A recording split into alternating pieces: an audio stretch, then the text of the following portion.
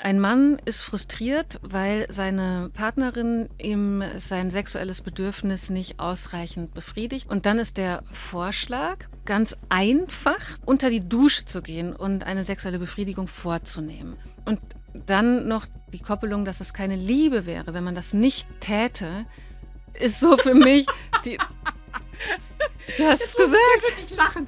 Wahnsinn, was du da alles oder auch die Zuhörer, vor allem die Zuhörerinnen ja, was ihr da alles rein interpretiert. Aber für mich ist das ein Irrsinn. Ich arbeite mit Leuten, die in Clubs gehen, die sagen, okay, habe ich jetzt einen Dreier oder einen Vierer? Ich bin ja nun auch Sex Educator im Joy Club. Dort sind Leute, die haben so ein komplett anderes Mindset. Ich finde, dass manches, was so patriarchal verankert ist, schon ein wenig von dir reproduziert wird. Ich bin überhaupt nicht frauenfeindlich, gar nicht. Ich will nur, was ich eigentlich will, ist die Frau eher zu ermächtigen. Mindseed mit Leon Heimann. Verena König und Susanne Wennel könnten auf den ersten Blick kaum unterschiedlicher auf Sexualität und Beziehung schauen. Und genau das macht dieses Gespräch so spannend. Der Auslöser für dieses Gespräch war ein kurzer Clip aus der Folge mit Susanne Wendel über Sex in Beziehungen, der über 800 Kommentare ausgelöst hat, von Zustimmung hin zu massiver Kritik. Und genau da wird es interessant, wo verläuft die Grenze zwischen Bedürfnis, Verantwortung, Selbstbestimmung und Druck? Und was passiert, wenn wir über ein Thema sprechen, das für jeden emotional komplett anders aufgeladen ist? Ich wollte dieses Gespräch führen, weil genau hier oft Missverständnisse entstehen. Zwischen Männern und Frauen, zwischen Nähe und Distanz, zwischen ich will und ich kann nicht. Und weil wir selten beide Perspektiven wirklich nebeneinander hören. In dieser Folge geht es so darum, was hinter sexuellen Konflikten in Beziehungen wirklich steckt, warum Lust so unterschiedlich funktioniert und wie schnell Dynamiken entstehen, die wir selbst gar nicht bewusst wahrnehmen. Und wenn dich Gespräche über Sexualität, Beziehung und persönliche Entwicklung interessieren, dann abonniere den Kanal gerne einmal kostenlos auf YouTube oder Spotify. Damit unterstützt du den Podcast und sorgst dafür, dass wir weiterhin solche Gespräche führen können. Ich wünsche dir ganz viel spannende Erkenntnisse bei dieser Folge im Mindseed Podcast, deinem Ort für mentale Gesundheit und persönliche Entwicklung. Verena, Susanne. Wir haben uns heute hier zusammengefunden, da Susanne und wir vor kurzem eine Podcast-Folge gemacht haben, zu der es viele Kommentare gab, die teilweise auch gegen dich geschossen haben, teilweise auch gegen mich geschossen haben, warum ich sowas publiziere. Und ich wollte einfach allen Perspektiven, inklusive auch der Community, inklusive auch der, weil halt auch viele in der Community traumatisiert sind, was ich so aus den Kommentaren mitbekommen habe, wollte ich einmal allen Perspektiven den Raum geben, dass wir uns einfach nochmal dazu äußern können. Und ein Reel, das besonders viel Aufmerksamkeit erregt hat, war das folgende. Ich sag dann manchmal auch den Frauen, wenn die keine Lust haben, sag ich, ja, dann geht halt zusammen duschen, hol ihm einen runter, ist doch kein Problem. Ja, ich meine, wo ist das Problem, ja? Also anstatt, dass denn der Mann leidet, weil er irgendwie nicht zu seinen Bedürfnissen kommt, das ist keine Liebe. Das ist keine Liebe, weil Liebe ist ja auch, ich mache mal was dem anderen zuliebe oder ich mache was, weil ich einfach auch will, dass es ihm gut geht. Unter diesem Reel haben wir aktuell über 800 Kommentare. Und ich werde auch im Laufe des Gesprächs ein paar Kommentare mit reinbringen aus der Community, dass wir einfach mal das besprechen können. Ne? Was steckt da vielleicht hinter? Wie war das gemeint? Was könnte die Person getriggert haben? Und ganz zu Anfang würde ich jetzt gerne einfach mal, Susanne, dir einmal den Raum geben, nochmal deine Aussage zu erklären, wie du das gemeint hast. Weil anscheinend haben es ja viele falsch verstanden. Naja, was heißt falsch verstanden? Es ist halt aus dem Kontext rausgenommen. Ne? Es ist halt einfach ein kleiner Ausschnitt von dem 1,5-stündigen Interview, der also provokant ist. Habe ich auch kein Thema mit, ich bin provokant. Aber ich glaube, der Kontext ist extrem wichtig. Vor allen Dingen auch in Bezug auf dessen, wer deinen Podcast schaut und wer da auch vorher schon war als Gast. Das, glaube ich, ist extrem wichtig. Deshalb sitzen wir ja heute auch zu dritt hier, um diesen Kontext ein bisschen zu erklären. Also der Kontext im Gespräch war ja, ich habe über Langzeitbeziehungen gesprochen und wir haben über Lust gesprochen, über die spontane Lust, über die responsive Lust und dass es eben in vielen Langzeitbeziehungen passiert, dass über eine längere Zeit ein Partner deutlich weniger Lust hat als der andere und dass dadurch so eine Disbalance entsteht. Und das ist halt häufig der Fall so, also bei mir ist es ungefähr so ich sage mal, in 2 Dritteln der Fälle der Menschen, mit denen ich arbeite, ist es die Frau, die weniger Lust hat als der Mann. Ungefähr in 1 Drittel ist es aber auch umgekehrt, dass der Mann weniger Lust hat als die Frau. Und es ist immer ein Problem. Es ist immer ein Problem, ja. Deshalb sage ich ja auch, wenn der Sex stimmt, macht er 10% der Beziehung aus. Wenn er nicht stimmt, macht er 90% aus. So, und das sind halt also Menschen, mit denen ich arbeite und auf die sich auch diese Aussage bezieht. Das sind halt Leute, die ein Thema mit Lust haben. Die sind sonst sehr, sehr happy miteinander. Die sagen mir auch, und das sehe ich auch bei denen, die sind glücklich, die haben gute Beziehungen, denen geht's gut. Aber im Sex hängt's halt. Und darüber haben wir gesprochen, über dieses Lustempfinden und was man da denn praktisch tun kann in der Beziehung. Und dann habe ich das halt so gesagt, weil ich das tatsächlich auch manchen meiner Klienten empfehle. Wenn die Frau sagt, sie möchte nicht Sex haben oder sie ist müde oder fühlt sich nicht oder wie auch immer, dann das einfach zu tun. Fertig. Also da hatte ich jetzt gar keinen Hintergrund Mhm. oder in dem Moment habe ich das auch gar nicht verstanden, warum das jemanden anträgern könnte, ehrlicherweise. Ja. Also das war mir jetzt nicht klar, weil ich rede eigentlich immer so und ich habe auch schon in anderen Podcasts das so gesagt und es hat sich nie jemand dran gestört. Also nicht so massiv, sagen wir mal so. Es gibt Mhm. sicherlich Leute, die sich dran stören, aber nicht so massiv. Ich habe das Reel ja auch nicht hochgeladen, um Leute zu triggern. Nee, das denke ich mir. So. Du Und hast ja auch gesagt, hier willst du Collar-Partner machen. Habe ich gesagt, na klar, machen wir. Super, hau rein. genau. Aber anscheinend hat es sehr viele Menschen getriggert. Und da würde ich jetzt gerne mal, Verena, deine Perspektive zu hören. Als dritte Person, die wurde das Reel ja auch zugespült sozusagen bei dir auf Instagram. Wie hast du das wahrgenommen? Zuerst mal möchte ich kurz sagen, dass ich das Wort getriggert in dem Kontext nicht ganz so günstig finde, weil getriggert bedeuten würde, jemand ist irgendwie aktiviert in seinem Innern, weil etwas nicht Verarbeitetes dadurch angestoßen Okay, dann wird. lass mich und eine das einmal Stressreaktion. korrigieren, was ich gesagt habe. Ich meinte damit tatsächlich, dass es viele Leute aktiviert hat. Mhm. Ne? Also wir haben ja über 800 Kommentare und sie waren einfach anderer Ansicht. Sie haben das einfach, sie haben vielleicht auch etwas drauf projiziert, was Susanne nicht gemeint hat, weil es ist ja immer ein Sender-Empfänger-Ding, so, um das jetzt nochmal so klarzustellen. Genau, also aktiviert würde ich dann einfach mal verwenden. Genau, um einfach die Zuhörerschaft nicht in irgendeiner Weise zu stigmatisieren und zu sagen, das ist eine emotionale Reaktion, sondern für viele ist es auch eine Einordnung und eine Bewertung und auch einfach eine Mitteilung von einer Empfindung. Und das ist was anderes für mich als getriggert sein, weil das schnell unterstellt, da ist jemand einfach persönlich extrem betroffen. Das muss gar nicht sein. Sehe ich auch in den über 800 Kommentaren nicht als durchgängiges Phänomen. Wie habe ich das Reel von Susanne empfunden oder die Aussage? Das Wort ist gerade schon gefallen, auch provokant. Und dann habe ich natürlich aus meiner Perspektive als jemand, der viel mit Betroffenen von sexueller Gewalt, von schwierigen oder toxischen Beziehungsdynamiken arbeitet, schon ein großes Unwohlsein empfunden beim Zuhören und vor allem bei der Frage, wo das Problem sei. Wo ist das Problem, das zu tun? Und das ist für mich die eigentlich wesentliche Thematik in der Aussage, dass hier unterstellt wird, es dürfe kein Problem sein und vor allem auch, es wäre keine Liebe, wenn man für so eine sexuelle Handlung als Problemlösung oder als Bedürfniserfüllung für den anderen nicht bereit wäre. Das wäre keine Liebe, ist eine, finde ich, sehr, sehr krasse Unterstellung, weil ich Beziehungen als doch wesentlich komplexer erachte als das Verantwortlichsein für die Bedürfniserfüllung eines anderen und vor allem, wenn es um sexuelle Handlungen geht, gibt es hier schon viele Grenzen, die da vielleicht überschritten werden können.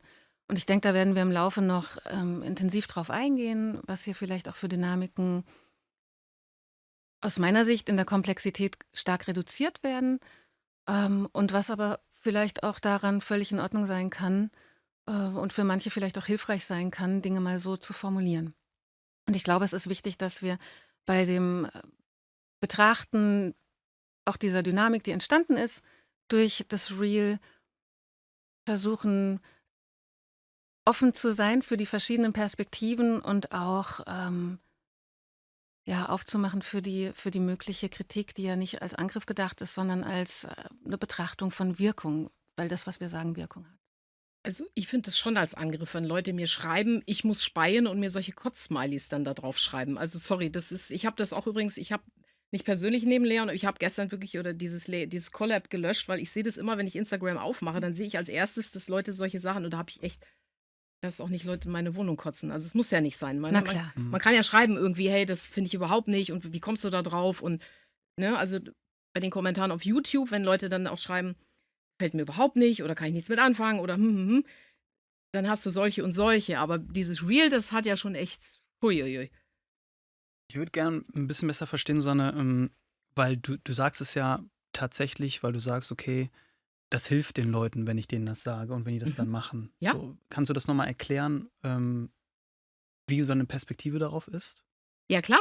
Na ja, also, ich sage mal so, ich glaube, 'n grundsätzlicher großer Unterschied ist, jetzt auch von Verena auch zu mir, ist, ich sage mal, unser Klientel oder das Thema, in dem wir arbeiten. Weil ich arbeite tatsächlich ich habe viele, ich sage jetzt mal, Unternehmerpaare. Ich habe viele Menschen in Führungspersonen in Führungspersönlichkeiten. Ich habe viele Menschen, die Kinder haben, die Familien haben und die sagen mir also, die Leute, die zu mir kommen, die sagen mir durch die Bank, sie haben gute Beziehungen und ihnen geht's gut als Paar und sie sind happy und sie haben ihre Herausforderungen wie jedes Paar, logisch, aber es hängt wirklich am Sex.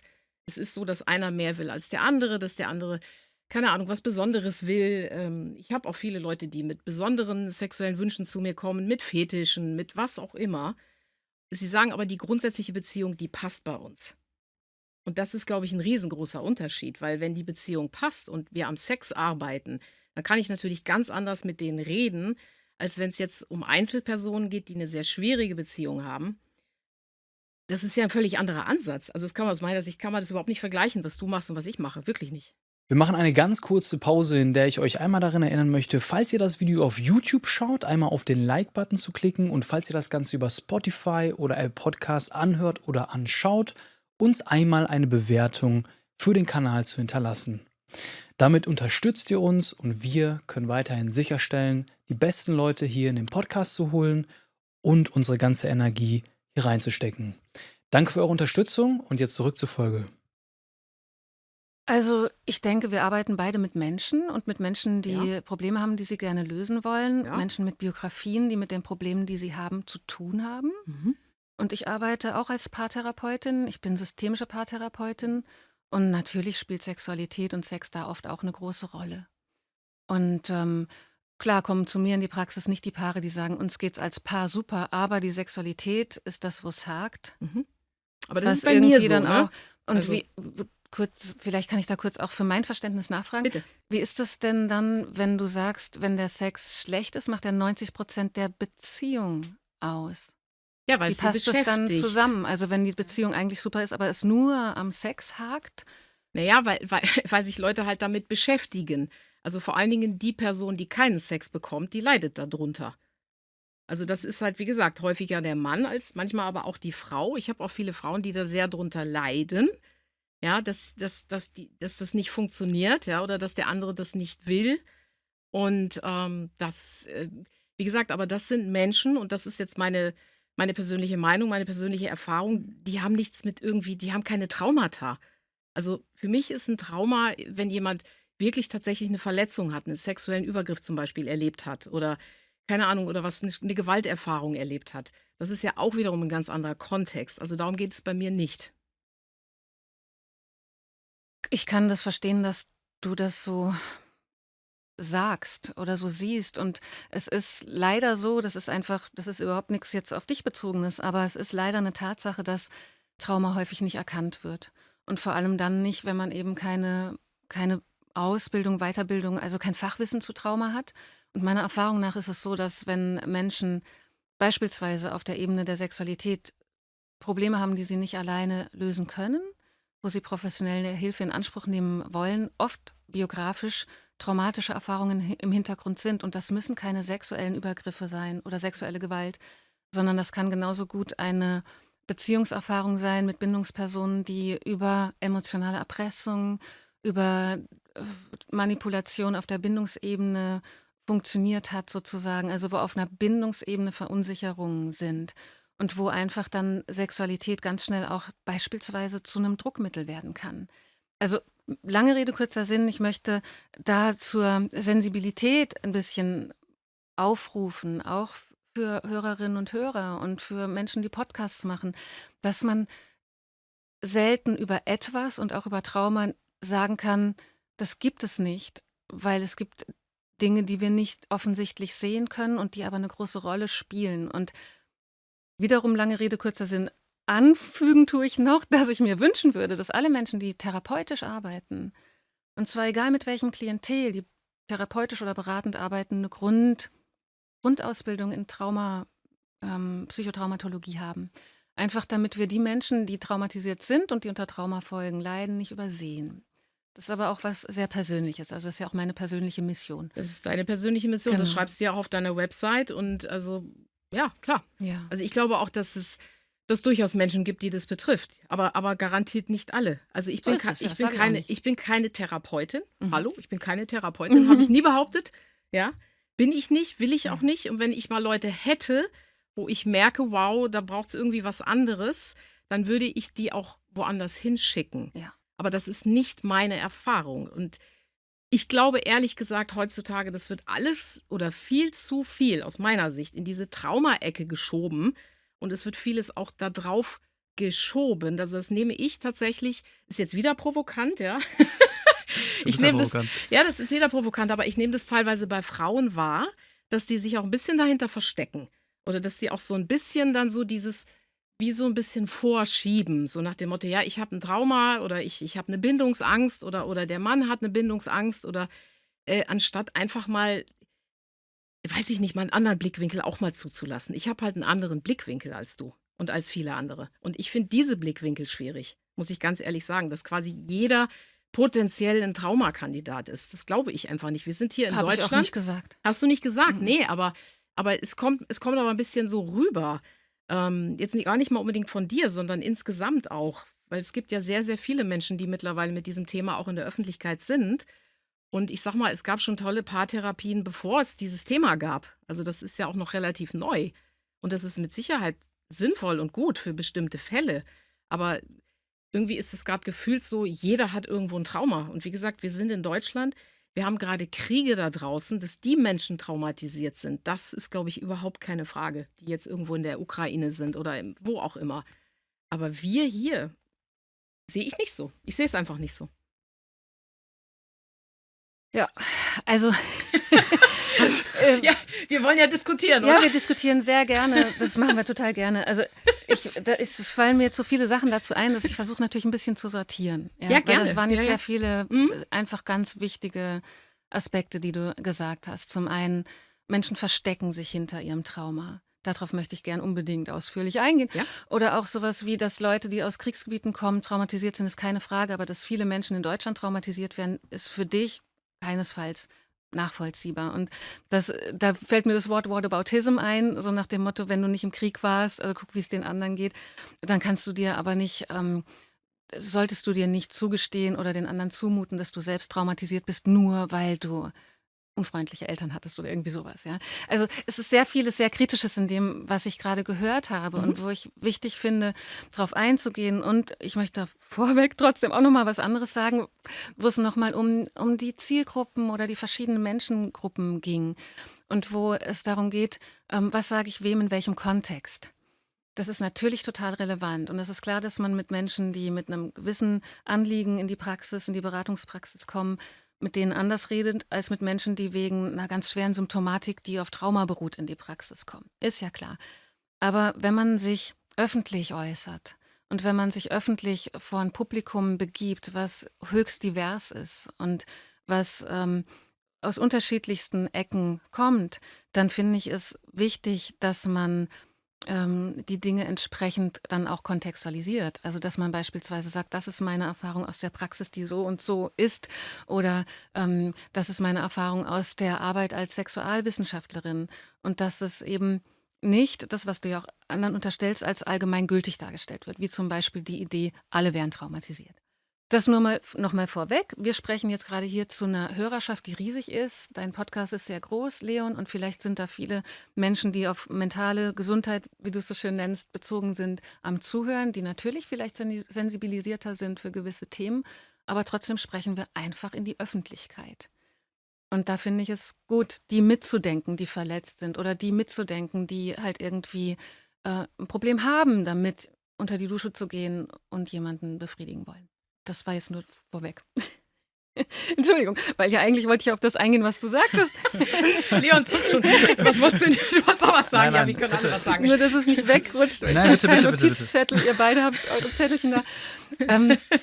Genau, was war der erste Punkt? Der war ich hatte es eben noch gesagt. Habt ihr es noch präsent? Du hast gesagt, dass einfach das Publikum sehr groß ist und man aufpassen muss, in welchem Kontext man. Ja, davor, das, spricht. was Susanne gesagt hatte, darauf hatte ich hatte auf den Whataboutism wollte ich Bezug nehmen, wir sind nicht alle traumatisiert und es gibt eine sehr klare Traumadefinition und es ist tatsächlich so, da stimme ich dir 100% zu, dass das Thema undifferenziert und unterkomplex gerade bespielt wird, seit einer Weile. Und dass es negative Folgen haben kann, weil viele Menschen, jetzt habe ich es wieder, man versteckt sich hinter dem Trauma, dass dadurch auch so ein Bild entstehen kann, dass einfach jeder traumatisiert ist oder dass wir einfach so alle total verletzt sind und dass eigentlich ein Menschenwesen überhaupt keine Resilienz oder sowas hat. Das sind alles negative Nebenwirkungen von einer eigentlich guten Bewegung, dass nämlich verborgene Psychodynamiken, die Menschen schwer belasten, mal wahrgenommen werden. Also da stimme ich dir zu. Andererseits ist es für mich, und das ist einfach ein Statement, damit ich als die hier sitzt, nicht missverstanden werde, ganz klar, dass nicht alle Menschen traumatisiert sind und dass es aber mit der Traumadiagnose, mit dem Begriff, den wir heute wissenschaftlich valide haben, eine große Zahl von Menschen ist, die Traumafolgen trägt und dass viele von denen Traumafolgen tragen aus ihrer Kindheit. Also Prägungen, die früh geschehen sind und die vor allem auf der Bindungsebene geschehen sind. Und das ist etwas, was sehr relevant ist dann in späteren Erwachsenenbeziehungen. Mein Arbeitsfeld, meine Expertise. Das ist dein Feld, ne? ja klar. Genau. Und mir ist wichtig, dass einfach klarer ist, es ist nicht hilfreich, wenn wir alle als traumatisiert bezeichnen, würde ich auch nie tun, sage ich bei jeder Gelegenheit immer gerne. Mhm. Aber es ist für mich ein sehr wichtiges Anliegen, dass wir eine Haltung in unserer gesellschaftlichen Kultur fördern, die inklusiv ist und die Menschen, die versehrt sind, nicht in einer Weise anspricht, die sagt, stell dich nicht so an.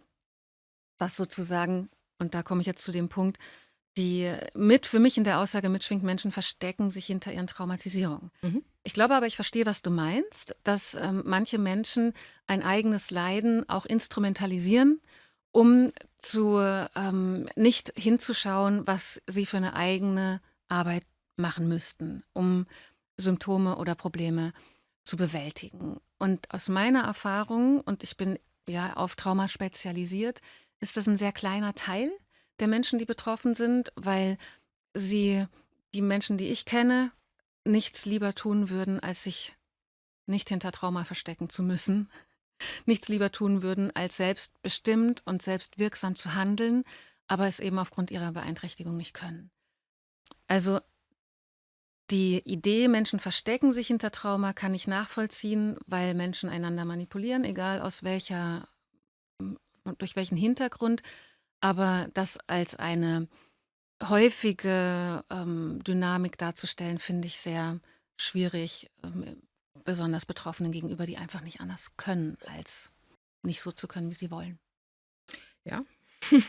Wie gesagt, da haben wir eine unterschiedliche Meinung, auch vielleicht über die Häufigkeit dessen, wie dann was vorkommt. Also ich komme halt aus einem anderen Feld, ich habe einen anderen Hintergrund. Ich komme ja ursprünglich mal aus dem Gesundheitsfeld. Ich habe ursprünglich mal Ökotrophologie studiert, Ernährungswissenschaft, habe mich viel mit Verhaltensänderungen beschäftigt im Feld von Gesundheit. Ja. Also viele Jahre war mein Thema Diäten Mhm. und Abnehmen. Und das ist ganz einfach. Wenn ich einen schlanken Körper haben will und zu Übergewicht neige, dann muss ich mich mit meiner Ernährung beschäftigen. Dann muss ich weniger essen, anders einkaufen, sonst werde ich Übergewicht haben. So. Oder wenn es darum geht, keine Ahnung, Sport zu machen. Wenn ich einen fitten Körper will, dann muss ich mich halt bewegen. Das ist eigentlich sehr, sehr simpel. Und das ist aus meiner Sicht in Beziehungen, ich rede, wie gesagt, mit gesunden Menschen. Ich rede nicht mit denen, die einen Schaden haben, auf irgendeine Weise einen Schaden durch körperliche Versehrtheit, durch, wie sagt man, psychische Versehrtheit. Ich rede wirklich von den gesunden Menschen, von den psychisch gesunden Menschen. Und denen kann ich sowas sagen, denen muss ich sowas sagen, weil das ist dann auch Coaching und nicht Therapie, wenn ich sage, okay, jetzt mal wieder ein bisschen provokant, ne? Wenn du zu viel isst, dann wirst du fett. Das ist so, ja. Und dann sage ich das auch manchmal den Frauen, wenn du, wenn du deinem Mann keinen Sex gibst, dann wird er sich den woanders holen. Das ist Fakt. Ich meine, da müssen wir ja nicht drüber reden. Das Doch, ist, da müssen wir drüber reden, Susanne. Das ja, ist kein Fakt. doch, Entschuldigung, wenn ich das so sage, aber ja, also ist das jetzt Meinung oder Fakt? Es ist das ist Erfahrung Erfahrung. vielleicht. Ja, und was aber ist, wann machen wir eine Erfahrung zum Fakt? Also wenn ich meine Erfahrungen als Therapeutin, jetzt Ja, gespiegelt zu dir als Beraterin, ja, wenn ich die zum Fakt umformulieren würde, dann müsste ich sagen, alle Menschen sind traumatisiert und alle Menschen sind versehrt und alle Menschen folgen diesen Dynamiken, die sich daraus ergeben. Aber natürlich mache ich das nicht, sondern wenn ich sage, etwas ist Fakt, dann stütze ich mich darauf auf Grundlagen, die das untermauern, dass es ein Fakt ist. Ansonsten ist es eine Beobachtung oder eine Meinung oder halt meine persönliche Sicht. Aber zu sagen, es ist Fakt, dass sich ein Mann, wenn er keinen Sex von seiner Partnerin bekommt, was ich schon wieder eine schwierige Formulierung finde. Ich bekomme Was auch, hast du denn immer für Probleme? Entschuldigung, das muss ich jetzt echt mal fragen. Was hast du immer für Probleme mit dieser Formulierung? mit welcher Formulierung? Naja, also ich meine, wie definierst du denn eine Beziehung? Das ist jetzt gerade nicht deine Frage gewesen. Mit welcher Formulierung habe ich deiner Ansicht nach ein Problem? Naja, was du gesagt hast, dass der Mann Sex bekommt. Ich meine, Ja, bekommt. also, nochmal, für die Menschen, mit denen ich zusammen arbeite, gehört der Sex zur Beziehung dazu. Und auch für die Männer, die es hier geht. Die wünschen sich einfach Nähe, die wünschen sich mit ihrer Frau nah zu sein, körperlich nah zu sein, intim zu sein, Sex zu haben. So. Und wenn sie das über lange Zeit nicht bekommen, und das meine ich wirklich mitbekommen, weil die Frau es verweigert, aus welchem Grunde auch immer, weil sie es nicht kann, weil sie es nicht will, vielleicht weil sie traumatisiert ist, wie auch immer, dann gibt es ein Problem in dieser Beziehung. Und jetzt kann man natürlich, wenn da jetzt wirklich ein Trauma hintersteckt, ja, dann kann man das mit Sicherheit bearbeiten. Ich würde die Leute alle sofort zu dir schicken. Aber um die geht es bei mir nicht. Meine Leute, die mit mir arbeiten wollen, auch die in meinen Vorträgen mir zuhören, die sprechen genau auf solche Dinge an. Die finden das gut, wenn ich das genau so ausdrücke. Deshalb tue ich das auch so. Fertig. Also, das ist. Ich weiß wirklich nicht. Ich weiß wirklich nicht, wo da das Thema ist bei den Leuten, weil Mhm. auch diese vielen Kommentare, ich meine, wenn mir irgendwas nicht gefällt im Internet, dann höre ich es mir halt nicht an. Also, ne? Ich glaube, so eine Grundsatzfrage, die aus dem herausgeht, was jetzt gerade auch diskutiert wird, ist, und die habe ich auch mehrfach in den Kommentaren gesehen, ist: Seht ihr die Verantwortung beim Partner, die eigenen Bedürfnisse zu erfüllen? Und die Frage richtest du jetzt an Und mich quasi die oder richte an ich jetzt uns? gerade mal Ja. an euch, wie Mhm. ihr das seht, weil aus meiner Sicht ist es ja dann so, wenn wir jetzt mal auf das Reel eingehen, Mhm. wenn man sagt, okay, zum Beispiel, ne, ich drehe das jetzt einfach mal um. Meine Partnerin hatte total viel Lust, ich habe keine Lust. Mhm. So, dann hast du ja gesagt, okay, komm, gehen wir unter die Dusche. Ich befriedige sie. Habe ich jetzt dafür eine Verantwortung? Darum geht es Also, eigentlich gar das nicht. ist so, Also, das ist meine Frage, die ich jetzt mal so in den Raum einfach ja, stelle. ja, Ne? stell sie ruhig, aber darum geht es überhaupt gar nicht. Ich meine, deshalb habe ich dich das auch eben gefragt, Mhm. Verena. Oder dich frage ich das auch, Leon, oder ich frage das alle hier. Ich meine, was heißt denn für euch Beziehung? Also Beziehung ist doch geben und nehmen. Und Beziehung ist doch, dass man auch zusammen guckt, was wollen wir, was willst du, was will ich, wie können wir das zusammenbringen? Und wenn halt auf Dauer da eine Schieflage ist, dann muss man da doch was dran tun. Also, Ich frage mich halt, wir gehen unter die Dusche und ich befriedige dich. Ist das die Lösung oder ist das Problem ein ganz anderes? Dass zum Beispiel, also warum hat die Person keine Lust? Vielleicht bin ich emotional überhaupt nicht verfügbar? Vielleicht hat sie deswegen keine Lust? Oder also ich frage mich, ist das die Lösung vom Problem oder liegt das Problem vielleicht ganz woanders in der Beziehung? also wenn das jetzt nur mal an einem Tag ist, dann ist es nicht das Problem. Aber wenn das über Jahre so ist, dann muss man sich das natürlich angucken. Also ich rede ja nicht davon, dass man das ab und zu jetzt mal, sondern es geht ja wirklich um die Frage, wie kriege ich da so eine Dynamik rein? Und also vielleicht noch ein Satz dazu. weil Menschen sind halt unterschiedlich, Menschen entwickeln sich unterschiedlich. Also Frauen zum Beispiel, wenn sie Kinder bekommen, logischerweise haben sie dann eine Zeit lang keine Lust auf Sex. Da sagt auch niemand, da würde sich auch niemand an mich wenden und sagen, du, wir haben vor 2 Monaten ein Kind gekriegt, wir haben gerade keinen Sex. Es geht ja um diese längerfristigen Dinge und die kann man jetzt lösen auf einer, ich sag mal, auf einer psychologischen Ebene oder ich löse sie halt mehr auf einer Verhaltensebene. Aber auch wenn eine Beziehung jahrelang so funktioniert, heißt es, kann ja trotzdem sein, dass jahrelang Emotionen einfach, also dass man einfach nicht verfügbar ist. Du hast ja zum Beispiel auch einen Satz gebracht, den fand ich zum Beispiel sehr gut Ja.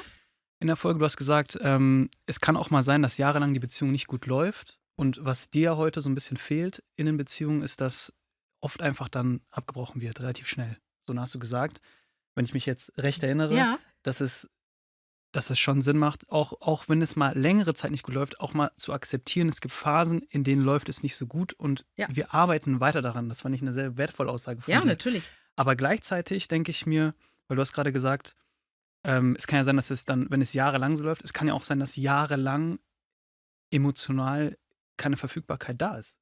Das kann ja theoretisch auch sein, oder? Ja, klar kann das auch sein. Aber das ist dann auch wieder die Frage, was mache ich dann damit? Ja, weil dann hat ja das Paar, dann haben die ja insgesamt irgendwie die Verbindung verloren. Und dann kann man ja auch gucken, wie hole ich mir die jetzt wieder? Also was ich halt sagen möchte, ist, deshalb, ich sag Verena, wir haben da einfach völlig unterschiedliche Ansätze. Und ich weiß auch nicht, ob man die jemals irgendwie zusammenbringt. Muss ja gar nicht sein. Muss Es gar geht nicht ja sein. darum, Unterschiede, also das zu klären, weil ja so die Frage, und denke ich auch dein Anliegen ist, das war deine Eröffnungsfrage an Susanne, wie hat sie es gemeint? Ich Weil möchte ja einfach nur die quasi verschiedenen so Perspektiven ist so, beleuchten. ja, So, und weil genau. so im Raum steht, dass man dich falsch verstanden hätte. Und darum, es geht ja auch darum zu verstehen, wie hast du es gemeint? Und das versuche ich auch gerade zu greifen, weil ich ja auch jetzt schon ein paar Mal gesagt habe, oder auch in unserem Vorgespräch vorhin, dass ich etwas noch nicht verstanden habe. Mhm.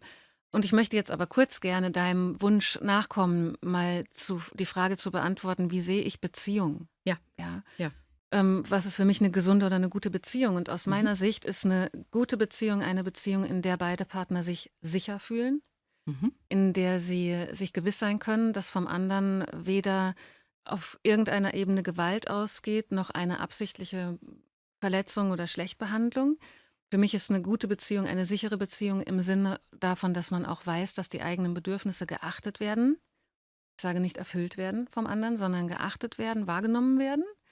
Und dass eine Bindungssicherheit besteht. Also dass man eben beispielsweise 5 Jahre eine schlechte, schwierige Zeit haben kann, in der man dann auch Entwicklung erlebt, wo aber klar ist, wir sind noch zusammen, weil wir miteinander sein wollen oder weil wir eine Perspektive sehen. Und es gibt unzählige, viele Paare, die sind 5 Jahre in schlechten Jahren, weil sie einfach keine Möglichkeiten sehen, sich zu trennen oder weil sie keine Perspektive sehen, wie sie ohne den anderen irgendwie klarkommen oder weil es halt einfach komplexe Dynamiken sind. Also Kontext ist, wie wir schon häufiger heute sehen, super wichtig. Für mich ist eine gesunde, eine sichere Beziehung die, in der Menschen miteinander würdevoll umgehen, sich achten und ein sicheres Gegenüber sind. Und das bedeutet auch, dass Bindung und Autonomie im Gleichgewicht sind, dass also dem Partner und der Partnerin genügend Autonomie zugestanden wird, um sich selbst zu entwickeln. Das ist da quasi natürlich inhärent. Und dass aber auch klar genug ist, die eigene und persönliche Entwicklung geht nicht über die Grenzen des anderen. So würde ich es mal in diesem heutigen Kontext formulieren. Und ich glaube, da sind wir uns ganz nah. Da ist, glaube ich, keine große Differenz in unserer Sichtweise. Aber wir haben unterschiedliche Haltungen, glaube ich, und auch unterschiedliche Meinungen. Und natürlich arbeitsmäßig unterschiedliche Ansätze. Ja. Ich bringe jetzt mal noch eine Meinung aus der Community mit rein, die Ja. unter dem Reel zum Beispiel auch kam. Und ich fand das jetzt eine sehr interessante Sichtweise dann auch nochmal, die wir nochmal besprechen können. Ja. Ja, weil ging ja gerade darum, was macht eine gute Beziehung aus. Ja. Jetzt ist nochmal ein bisschen mehr auf Sex bezogen, was ja ein Teil der Beziehung ist. Auf das Reel bezogen, hier wird der Fehler gemacht, Sex als einen primär körperlichen Vorgang zu halten. Andere halten den Sex für einen primär psychischen Vorgang. Beide liegen daneben. Sex ist ein metaphysischer Vorgang, also ein primär geistiger. Einige haben schon begriffen, dass Sex im Kopf beginnt. Punkt. Das finde ich auch nochmal interessant. Und ich meine zu wissen, dass ihr auch unterschiedliche Haltungen dazu habt. Wie seht ihr das? Ist Sex ein körperlicher Vorgang? Ne? Weil ich denke, so wie du es ein bisschen beschrieben hast, ne, wir gehen unter die Dusche und dann hat sich das erledigt, dann ist es ja so einfach ein körperlicher Akt, den man einfach macht für die andere Person. Oder ist es eher etwas, das zusammenspielt, wo man sozusagen auf Resonanz wartet und man das auch nicht erwarten darf? Seht ihr, was ich meine? Möglicherweise. Also ich kann das ganz einfach in einem einzigen Wort beantworten, Leon. Es ist sehr komplex. Sexualität ist was extrem Komplexes. Das ist nicht simpel. Ja, und da sind wir auf jeden Fall, glaube ich, ganz Ja, schön aber ich glaube, ganz das nah ist halt der beieinander. Punkt, Da was sind wir uns einig. Wir haben einen Punkt gefunden, wo wir uns einig sind. das ist halt, glaube ich, der Punkt, den da so viele Leute auch aktiviert hat. Dass das halt dann so als mechanischer Vorgang gesehen wird. Und für viele ist es, glaube ich, etwas sehr Heiliges. Es ist etwas, wo sich zwei Menschen verbinden. Es ist nicht nur geistig, wie das hier so beschrieben wurde, es ist nicht nur körperlich, es ist nicht nur mental, es entsteht eine Resonanz, es entsteht eine Anziehung. Ich glaube, Sexualität fließt einfach so durch unseren Körper. Und wenn man das halt, also ich glaube, was dann die Leute aktiviert hat, war, dass man das dann rein mechanisch machen würde in dem Moment. Ja, und dann machst du es halt mal rein mechanisch. Man kann es ja alles machen. Du kannst auch den super Erleuchtungssex haben, du kannst den mechanischen Sex haben. Ich arbeite mit Leuten, die haben Dreier, Vierer, Fünfer. Also die gehen in Swingerclubs, die machen Gangbangs. Es gibt ja alles Mögliche. Und jetzt bleiben wir mal bei dem Zweierpaar. Ja? Über das andere können wir gerne nachher nochmal reden. Bleiben wir einfach mal bei dem Zweierpaar.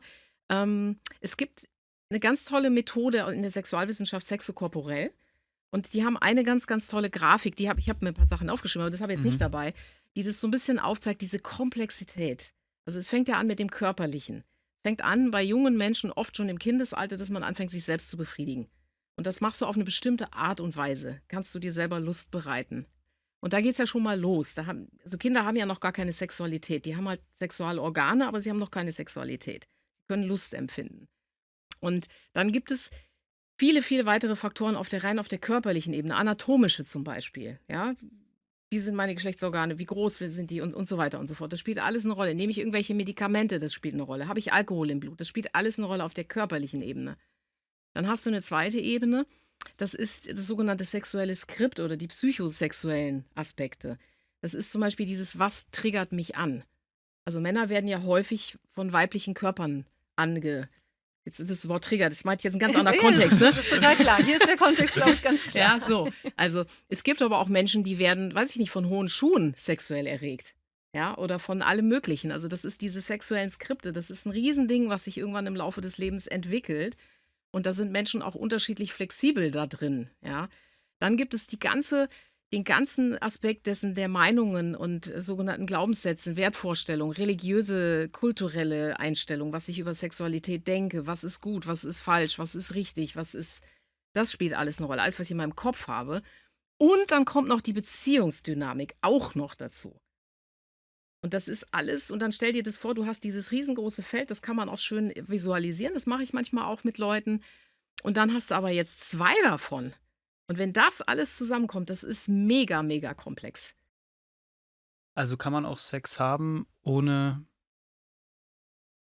Liebe zu spüren. Also kann. Was ist das für eine Frage? Nee, also nein, ich finde, das ist Ernst valide, weil das auch tatsächlich in den Kommentaren stand. Ja, Da stand, ja. also unter anderem stand dort zum Beispiel, Sex hat überhaupt nichts mit Liebe zu tun. Das kann sein, dass dieser Mensch das so für ihn empfindet. Und es kann auch sein, dass es Menschen gibt, Sex geht nur mit Liebe. Es gibt Leute, die haben den besten Sex, wenn sie vorher gestritten haben. Und es gibt andere, ich hatte einmal eine Frau, das war gar nicht so einfach. Die hat gesagt, sie wünscht sich einfach mehrere Männer. Sie will einfach verschiedene Schwänze. Entschuldigung, ich bin explizit, das darf ich ja sein. Ja, und der Mann fand das natürlich irgendwie nicht so toll. Und mit denen habe ich dann geguckt, okay, wie kann denn da jetzt eine vernünftige Lösung für euch beide aussehen, dass ihr irgendwie beide eure Sexualität leben könnt, so wie sie euch wünscht, weil das ist natürlich ein Konflikt, logischerweise.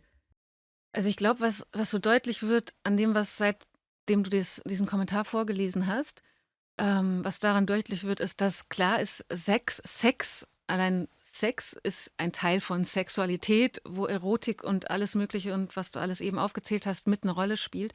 Und das ist einfach Teil des Themas, dass wir hier ganz oft super reduktionistisch unterwegs sind, wenn wir solche Dinge versuchen wollen zu klären. Und es ist wichtig, immer wieder den Hintergrund bewusst zu machen, wir sprechen über hochkomplexe Themen Ja. gerade.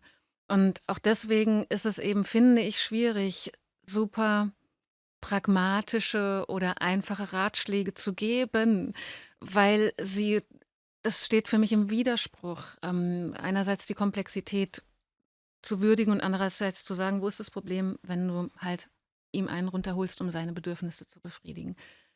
Ähm, also ich wollte gerade wieder so ein bisschen zurückkommen, weil das ist natürlich wichtig und wertvoll, auch über die verschiedenen Konzepte von Sexualität oder Arten und Möglichkeiten, Sexualität, Erotik und Beziehungsdynamiken, das zu betrachten oder sich das anzuschauen. Und letztlich sitzen wir ja zusammen, weil Menschen etwas anders verstehen, als es von, oder ich verallgemeine es mal jetzt, Aussagen, die vielleicht pragmatisch gedacht sind, können auf einer emotionalen Ebene und auf einer persönlichen Ebene starke Punkte treffen. Und sowas kommt in den Kommentaren ganz deutlich zum Vorschein. Und ich würde so gerne ein bisschen darauf achten, dass wir da ein bisschen lang gehen, also daran bleiben, das zu klären, weil ich glaube, es wäre so schön, wenn Menschen aus dem Gespräch heute rausgehen könnten und sagen könnten, jetzt habe ich Susanne richtig verstanden oder jetzt habe ich irgendwie die anderen, die hier kommentieren, gut verstanden. Und für mich ist das noch nicht Ist noch nicht. greifbar. Okay. Nee, ich hab's noch nicht. Was brauchst du denn noch dafür? Oder sag mal, was wäre denn deine Also Idee? Wir können ja ich mal habe ja meine versuchen. Interpretation, wie ich dich verstehe, aber Ja. die kommt den Kommentaren eben sehr nah. Und deswegen, Mhm. ich sitze ja hier, um es auch unter Umständen anders zu verstehen, Mhm. was auch mit unserem Vorgespräch jetzt gerade zusammenhängt. Also für mich ist das, was in der Aussage mitschwingt. Ähm, und ich mache jetzt mal das Bild nochmal groß auf. Es ist halt vielleicht einfach ein gutes Beispiel für Mhm. solche Dynamiken. Mhm. Ein Mann ist frustriert, weil seine Partnerin ihm sein sexuelles Bedürfnis nicht ausreichend befriedigt, deswegen steigt seine Frustration.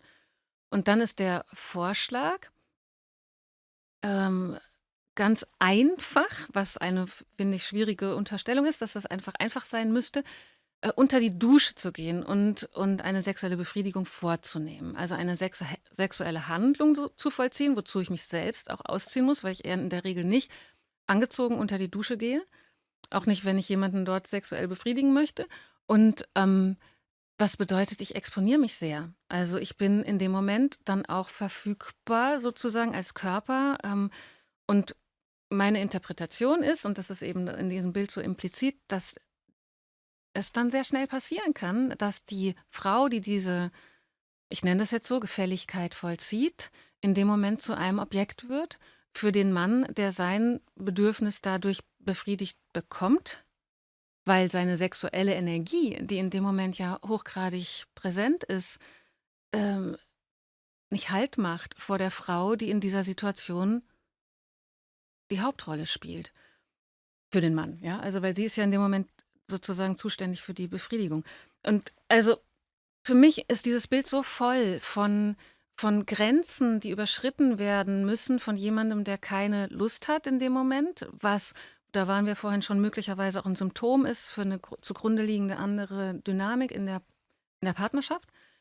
Und meine Interpretation ist also, wenn dann noch die Frage kommt, wo ist das Problem, das zu tun, dass im Grunde eine sexuelle Verfügbarkeit der Frau als pragmatisch und willkommen dargestellt wird, dass die Frustration des Mannes von der Frau verursacht und auch von der Frau zu lösen wäre. Und dann noch die Koppelung, dass es keine Liebe wäre, wenn man das nicht täte, ist so für mich die. Du hast es Jetzt muss ich gesagt. wirklich lachen. Also Verena, Entschuldigung, aber Wahnsinn. Es ist Ich würde es gerne noch ein bisschen weiter ausführen. Ist auch Ja, bitte. total gut, wenn Bitte, du da mach's. kannst dann gerne drüber lachen oder Nein, ich finde es Wahnsinn, wie du das so alles so formulierst, weil ich weiß, jetzt werden ganz viele sagen, ja genau. möglicherweise. 100%ig. Du kannst dich so gut auch ausdrücken mit diesem Ding. Und ich finde es so krass, wenn ich das jetzt höre. Deshalb mach's mal zu Ende und dann versuche ich mal eine Antwort zu finden. Ich muss es ja wirklich versuchen, weil das ist sehr hochintellektuell, was du sagst. Ja, es ist eigentlich, ich spreche ja also Empfindungsebenen aus. Ich finde Worte für das, was Menschen empfinden. Mhm.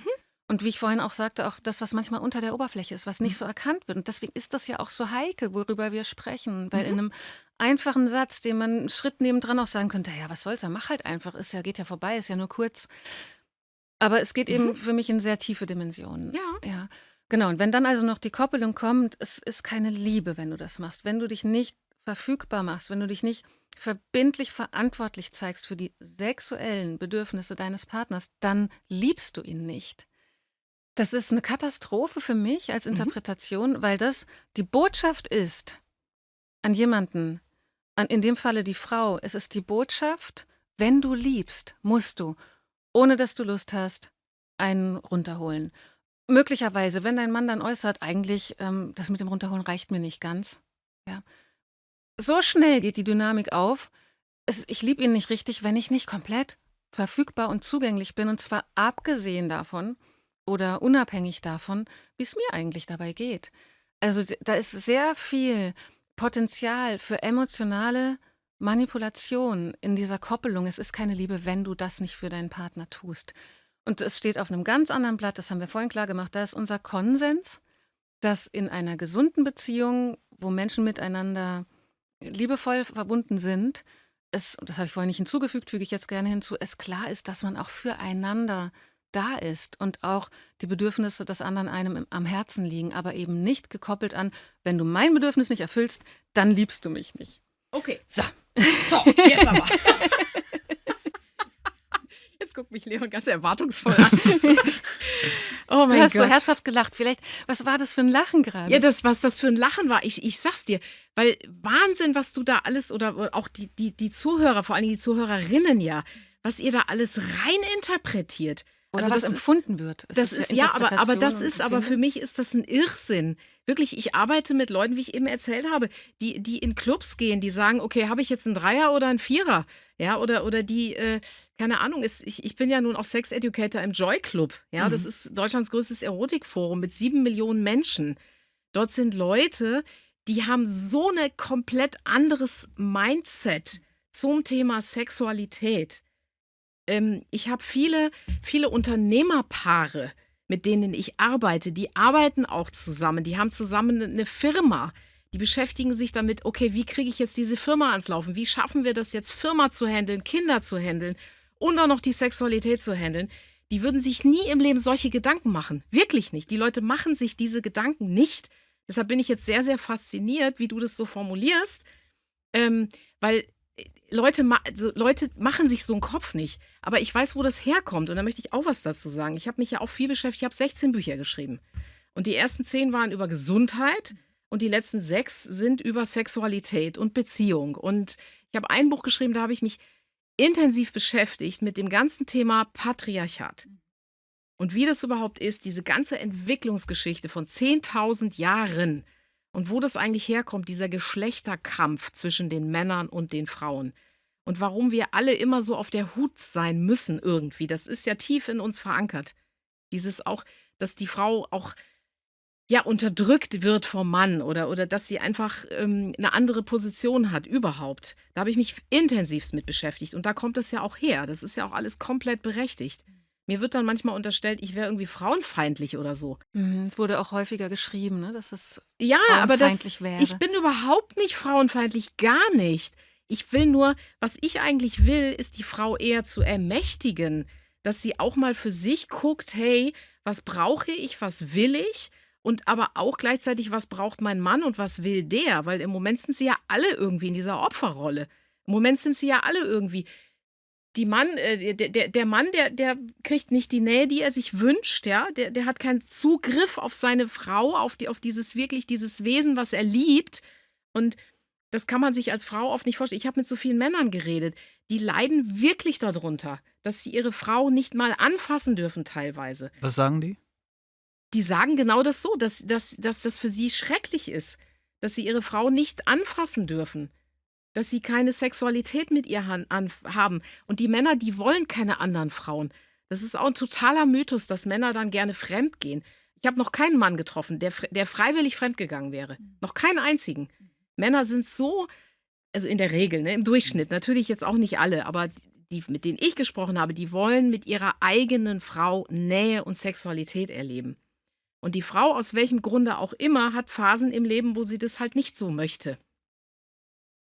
Darf ich noch mal kurz eine Rückfrage stellen? Du hast Ja. gerade gesagt, in dieser Bubble, ne, mit Swingerclubs und so weiter, die Leute haben ein anderes Mindset. Ja.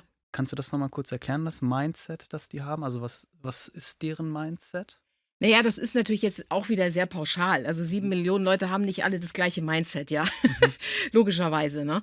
Aber grundsätzlich geht es da um die Erfüllung von sexuellen Wünschen und um die Frage, wie erfülle ich mir diese Wünsche? Welche Möglichkeiten gibt es da? Also Beispiel, da gibt es dann viele Leute, die dann zum Beispiel auch sagen, okay, wir finden in unserer Beziehung, machen wir einen Deal. Wenn wir zusammen jetzt nicht so viel Sex haben wollen oder bestimmte sexuelle Vorlieben da sind, sagen wir mal Beispiel BDSM, dann holt man sich das einfach woanders. Also es ist für viele Leute überhaupt kein Problem, ja. Oder es gibt dann das Thema Cuckolding. Ich weiß nicht, ob du das kennst. Kennst du? Nee, Was okay. ist das? Kennst du? Auch nicht. Ja, das ist die größte Gruppe im Joy Club ist Wife-Sharing. Frauen teilen. Also das sind einfach dann zum Beispiel Männer, die Lust dabei empfinden, ihre Frau zu beobachten, wie sie mit einem anderen Mann Sex hat. Und da gibt es viele.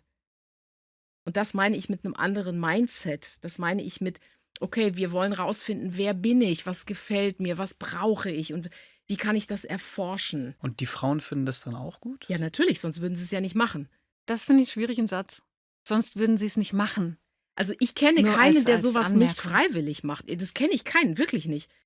Ich Also- würde gerne noch mal ganz kurz die Perspektive der Frau verstehen. Ja, ja, also, ja. Du kennst ja bestimmt solche Frauen, ne? Ja, klar. Also, Ja, was gefällt dir daran? Die Perspektive ist einfach, ich bin ein sexuelles Wesen, ich möchte mich ausdrücken sexuell, ich habe auch zum Beispiel vielleicht Lust auf mehrere Männer, ich will mal andere Penisse ausprobieren, das ist einfach ein Bedürfnis und das gibt es ja heute Möglichkeiten, das auch zu erfüllen.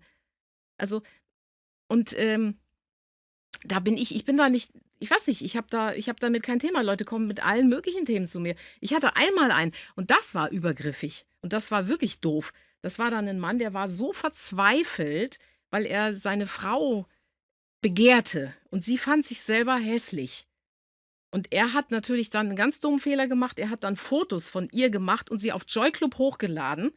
Ohne Gesicht natürlich, aber und hat ihr dann gesagt, guck mal, du hast so viele Likes, du siehst doch ganz toll aus. Das sind natürlich totale Fails, ja.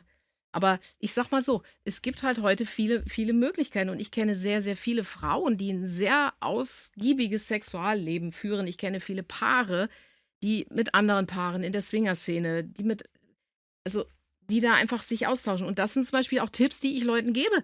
Wenn ich merke, dass die dafür offen sind, natürlich nur. Also ich sage jetzt auch nicht, Gottes Willen, nicht jedem Paar, ihr müsst mal in den Swingerclub gehen, auf keinen Fall. Aber vielen sage ich das, wenn ich merke, dass die darauf neugierig sind und dass sie das mal ausprobieren wollen. So, und deshalb sage ich bin überhaupt nicht frauenfeindlich und ich bin mir total dessen bewusst, dieser ganzen Geschichte, die wir haben. Also ich meine, ich weiß nicht, ich habe mich da halt im Rahmen der Sexualwissenschaft wirklich intensiv mit beschäftigt. Mal noch vor 100 Jahren gab es dann sowas wie den Paul Julius Möbius, könnt ihr mal googeln, über den physiologischen Schwachsinn des Weibes. War ein wichtiges Werk eines wichtigen Psychologen Anfang des 19. Jahrhunderts, wo der also ganz klar schreibt, Frauen sind halt irgendwie dumm und die taugen gerade mal so zum Kinderkriegen. Das hat ein Psychologe gesagt. Das ist unsere Historie, da kommen wir her. Und dass wir Frauen natürlich auch sehr, sehr viele Verletzungen haben. Nicht jetzt nur, noch nicht mal in unserem Leben durch Traumata, sondern auch, das ist ja noch richtig in unseren Genen drin. Und ich finde, und das ist jetzt Meinung von mir im Zuhören, dass manches, was so patriarchal verankert ist, schon ein wenig von dir reproduziert wird. Mhm. Was ja auch keine, also es ist jetzt eine Einschätzung oder Einordnung, die Kann durchaus sachlich sein. gemeint ist. Wie zum Beispiel in dem Wort, oder ich bin sehr fein mit Worten. Worte sind für mich sehr, sehr wichtig, weil ich weiß auch, was sie für eine Kraft haben für Menschen oder Kraft haben können. Ähm, Zugriff haben auf die Frau Mhm. ist eben so gefallen als Wort. Das Ja. finde ich auch ganz spannend, weil Mhm. das klingt für mich sehr patriarchal verankert. Oder ich kenne keinen Mann, der freiwillig fremd geht, hast du gesagt. Also da ist für mich, ich verstehe, was du meinst, glaube ich, weil du sagst, er geht nicht ohne Grund fremd. Nee, er Aber geht nicht. freiwillig fremdgehen, Nee, das habe ich von aber wem so wird er? gemeint. Ich habe das tatsächlich so gemeint, weil das herrscht ja so ein bisschen das Klischee, Männer sind so sexgeil und die wollen möglichst viele Frauen haben. Das ist ja so dieses Klischee, was herrscht. Und das stimmt aus meiner Sicht nicht. Das meine ich mit freiwillig. Also, dass jetzt einfach Männer fremdgehen, weil sie das cool finden oder weil sie das toll finden. Also, wenn man jetzt nochmal das Wort auch anschaut, freiwillig heißt es ja aus freiem Willen. Also Ja. ich mache es dann nicht, also, weil ich habe das letztens schon mal gehört, dass Mhm. jemand auch gesagt hat, ich ich bin nicht freiwillig fremdgegangen. Und ich habe es auch ehrlich gesagt nicht ganz verstanden, weil ich mir dachte, man hat ja eigentlich immer eine Wahl. Also Ja, ja, ne, klar. also man geht jetzt, passiert mir ja nicht einfach. Also, ne, es gibt auch Missbrauchsfälle und so. Mhm. Aber ich sag mal so, wenn ich jetzt entscheide, fremd zu gehen, dann irgendwo, klar, natürlich habe ich einen krassen Trieb in mir vielleicht und so weiter und so fort und habe vielleicht, ja, ein Jahr keinen Sex gehabt oder, ne, da gibt es ja auch Gründe, da wird es ja Gründe geben. Aber dieses unfreiwillig untreu, ist es ja dann trotzdem irgendwo eine Entscheidung, oder? Ja, Ja, es ist also natürlich. die Formulierung, man könnte da wieder auch verstehen, dass die Frau dafür verantwortlich Ja. ist, dass der Mann sie betrügt sozusagen, wenn ich das Wort verwenden will. Also kein Mann der geht freiwillig fremd, würde bedeuten, er geht gezwungenermaßen fremd und zwar, weil die Frau sich Okay. verweigert. Das war vorhin die Aussage. Oder ja, weil er keinen Zugriff hat auf sie. Und das finde ich total patriarchal. Ich arbeite halt auch Könnte. viel mit Männern. Das ist die Sicht der Männer. Du hast mich gefragt oder wir haben darüber gesprochen, was ich sehe oder was ich beobachte. Dann sagen wir, es ist die Sicht der Männer, mit denen du es sprichst. ist die Sicht der Männer, mit denen ich spreche. Das die ist nicht patriarchal patriarchal. verankert sind Das vielleicht. ist, nein, das ist nicht, das hat damit nichts zu tun. Meinst du? Nein, Mhm. das hat doch damit nichts zu tun. Ich meine, stell dir doch mal vor, du hast einen Menschen neben dir, den du liebst und den du gerne mit allen deinen Sinnen erleben Klar. möchtest. Also ich meine, das ist doch eine Qual. Natürlich, das stelle ich überhaupt nicht in Abrede. Ja, doch stellst du in Nein, Abrede. ich stelle keinem Mann und Es- keiner Frau, die in ihrer Beziehung sexuell nicht erfüllt ist, Ja. spreche ich das Leiden ab. In keinster Weise. Und das habe ich zuhauf in der Praxis. Ja, die Leute, Das- die dieses leiden. Leiden ist und real. jetzt kann man halt, ich meine, am Ende leiden ja beide, weil der andere Partner leidet ja auch darüber. Genau, das ist ja das darunter. Problem, was sie dann gemeinsam haben. Das ist das Problem, was sie gemeinsam haben. Und Fakt ist aber, und da habe ich mich viel mit dem Ulrich Clement beschäftigt, den kennst du ja sicherlich auch, systemische Sexualtherapie, der sagt halt auch, Fakt ist, das ist wieder das Wort, ne? Ich muss ja aufpassen, was ich sage bei dir. Ich stehe da stellvertretend für Menschen, die Worte Ja, alles gut. wahrnehmen. Alles gut, Ja. alles gut. Also, dass halt das Nein oft stärker wirkt als das Ja. Oder stärker, nicht wirkt, stärker, wie sagt man, wisst ihr, jetzt bin ich durch. Das Nein wirkt stärker als das Nee, Ja. es zählt stärker. Zählt, Das wiegt Nein mehr. Mhm. wiegt. mehr. Ja. Wiegt Ja, war wiegt das Wort. mehr. Nicht Mhm. wirkt, sondern wiegt. Mhm. Das Nein wiegt stärker als das Ja. Und das ist ja genau dieses heiße Eisen, um das wir uns hier die ganze Zeit rumbewegen, ne? Wo ich dann tatsächlich auch mal die Frage stelle, in einer gleichberechtigten Beziehung, soll das so sein? Muss das immer so sein? Darf nicht auch mal das Ja überwiegen? Was ich dann auch zum Beispiel Paaren sage, wie wäre es denn, wenn der eine den anderen mal überrascht? Wenn er einfach mal was bucht für die beiden. Keine Ahnung, im Stundenhotel ein Zimmer mal mietet oder so. Und den anderen überrascht und dadurch einfach mal gewinnt für was Neues, anstatt immer nur dem Nein zu folgen. Nein, nein, ich will nicht, ich will nicht, ich will nicht. Ne? Und dass man das dann auch da lässt oder irgendwie nicht weiterkommt, anstatt dann mal zu sagen, okay, ich überrasche jetzt die andere Person, ich reiße sie mal mit. Ist ja auch eine Idee. Ist eine Idee. Und Mhm. ganz elementar finde ich doch, dass das Nein wiegen muss, bedingungslos. Also, Das sagst du, ja? ja, das Auch ist für in einer mich, Beziehung, in einer festen Beziehung. ich sage ja, und das kann problematisch sein, weil Mhm. das unter Umständen auch das Ende einer Beziehung sein kann.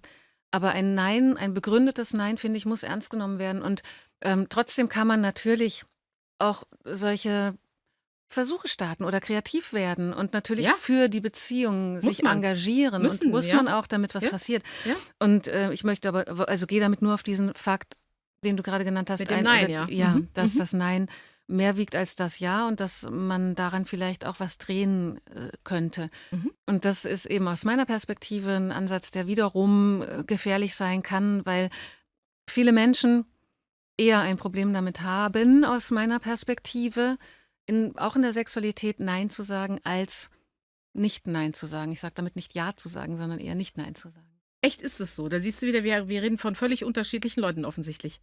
Ja, ich glaube, dass es schon eine Erfahrung ist, die viele Menschen teilen, dass Mhm. z- man in der Sexualität beispielsweise mehr mitmacht, so nenne ich das mal, als man das vielleicht zum Beispiel genießt. Und dass das vielleicht auch eine Erfahrung sein kann in der Sozialisierung oder je nachdem, in welchem Kontext man aufwächst oder ob man jetzt beispielsweise über Pornografie sexuell gebildet wurde, Mhm. dass Mhm. man einfach dass es ein langer Weg ist, das eigene Ja überhaupt zu entdecken und die eigenen Bedürfnisse, die eigene Sexualität, die eigene Erotik überhaupt wirklich als was Selbstbestimmtes zu erleben. Und dass es leider nicht aus meiner Sicht nicht die Regel ist, dass Menschen zu ihrer Sexualität so einen ganz einfachen, natürlichen und unproblematischen Zugang haben heutzutage. Das ist nicht meine Erfahrung. Mhm. Und dazu gehört eben auch, dass sexualisierte Gewalt für, da ist Dunkelfeld und Hellfeld ganz unterschiedlich, aber Mhm. für Klar. etwa äh, belegt im Hellfeld für über 40% der Frauen eine Alltagsrealität ist, dass sie in ihrem Leben Sexualität als bedrohlich und als grenzüberschreitend erfahren haben. Und das spielt für mich da halt alles mit rein Mhm. in diese Heiligkeit des Neins. Ja. Das ist völlig in Ordnung. Da bin ich, wie gesagt, bin ich absolut bei dir. Mhm. Und da sage ich auch gar nichts dazu, weil da kann ich nichts zu sagen. Das ist Mhm. nicht mein Thema. Wie gesagt, ich arbeite mit Leuten, die auch im Joy-Club sind oder ich schicke die dann Mhm. manchmal auch in den Joy-Club. Und da spielt sowas de facto keine Rolle. Also mir geht es immer ums Thema Selbstverwirklichung. Auch bei Selbstverwirklichung. Mhm. Selbstverwirklichung, ja, Mhm. natürlich. Mhm. Also das ist das Thema, mit dem ich mich mehr beschäftige. Und da habe ich, wie gesagt, viele Paare, die auch das suchen, ja. Und die auch Lust haben, okay, wir wollen uns weiterentwickeln, wir wollen was lernen, wir wollen neue Sachen ausprobieren, wir wollen jetzt vielleicht mal BDSM ausprobieren oder hast du mal gute Tipps für einen Tantra-Kurs oder sowas. Mhm. Und da kann ich Leuten sehr, sehr gut weiterhelfen. Oder eben diese Thematik, hey, wir haben Firma, Kinder, Mhm. was weiß ich nicht alles, noch 500 Mitarbeiter, wie kriege ich das alles gehandelt? Mhm. Ähm, Das ist ein ganz anderes Thema. Ich hatte jetzt erst wieder ein Pärchen, die haben mir dann mal erzählt, was sie alles am Tage zu tun haben, was sie alle für 'n Workload haben und 'n Mental Load. Und ich meine, ist ja kein Wunder, dass sie dann keine Zeit für Sex haben. Und dann sage ich den Leuten auch: „Okay, ihr müsst aber diesem Feld auch einen gewissen Raum geben. Ihr müsst dem Zeit geben. Ihr braucht Zeit zu zweit, damit überhaupt was passieren kann.“ Also, das sind so die Themen, mit denen ich mich beschäftige. Deshalb, ich sage es dir, in meiner Wahrnehmung, es ist sowieso viel zu viel Nein da. Es braucht mehr Ja zum Experimentieren, Ja zum Mhm. Ausprobieren, Ja zum sich auf was einlassen. Mhm. Ja. Also ich denke, ja, ist natürlich der Türöffner zu Veränderung. Ein Nein ist ja im Grunde immer ein Schluss, also ein Ende von Ja, etwas, das Ende der Fahnenstange. ja, oder eine Eine Blockade. Blockade, Nein, beziehungsweise man muss ne? dann woanders eben abbiegen. Und ein Ja ist natürlich wünschenswert und für mich Ausdruck der sicheren Bindung, der sicheren Beziehung. Ja, Also ein Ja kann ich mir erlauben, wenn ich mich sicher fühle. Wenn ich mir ein Ja erlaube und mich dabei unsicher fühle, dann laufe ich Gefahr, dass es mir dabei dreckig geht. mhm. Oder dass ich eine Verletzung, die schon da ist, einfach vergrößere. Und das passiert leider eben vielen Menschen, also aus meiner Mhm. Warte betrachtet. Und Ja, deshalb kommen die ja zu dir und andere kommen zu mir. Also, ich glaube, da gibt's wirklich wenig Schnittmenge. ja, das kann sein. Das kann gut Also, sein. Und ich will es auch gar nicht zur Diskussion stellen oder ne, so. Ich würde noch vielleicht hinzufügen, einfach für die Vollständigkeit der Perspektive, oder vollständig wird sie eh nicht, aber ähm, ich, ich arbeite ja auch mit sehr, sehr unterschiedlichen Menschen und habe auch mit vielen Menschen gearbeitet, die in der Prostitution tätig waren.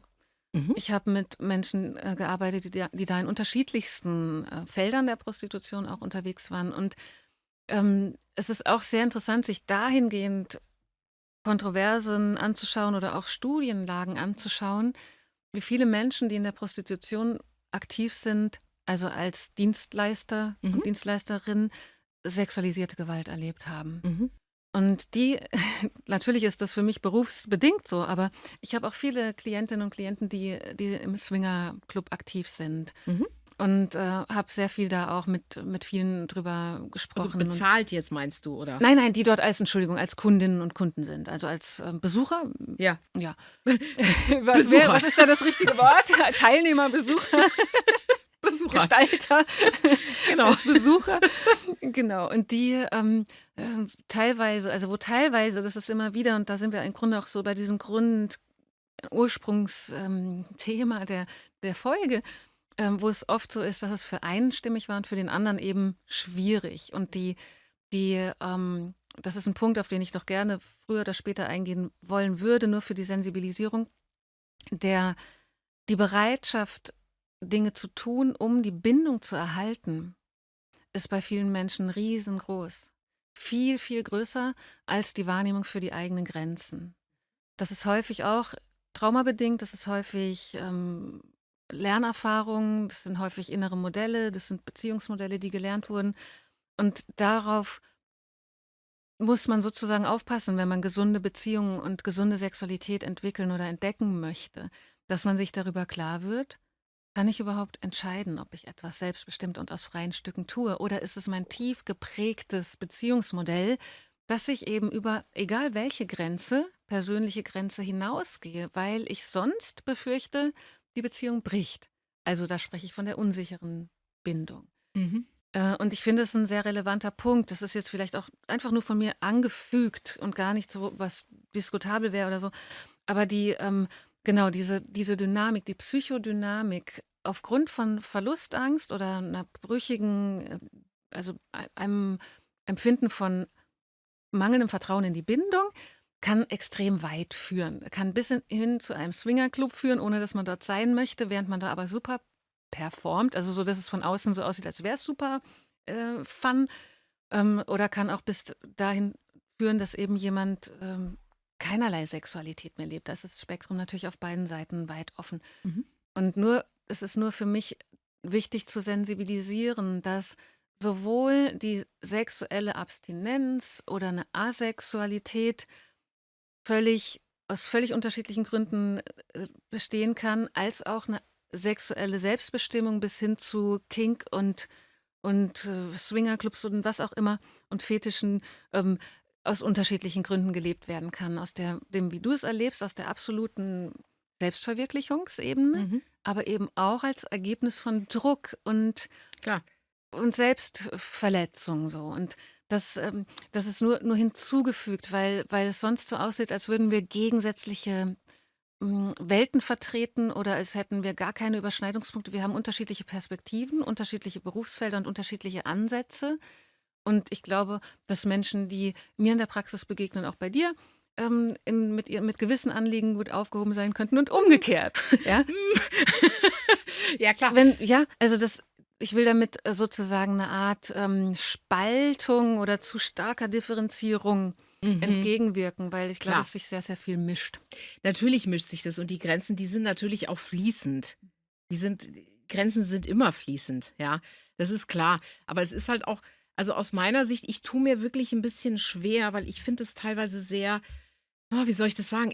Also das ist für mich sehr, sehr, darf ich das Wort verwenden, verkopft klar. oder theoretisch, Mhm.